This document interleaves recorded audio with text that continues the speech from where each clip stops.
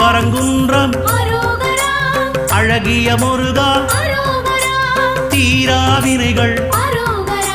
தீர்த்திட வேண்டும்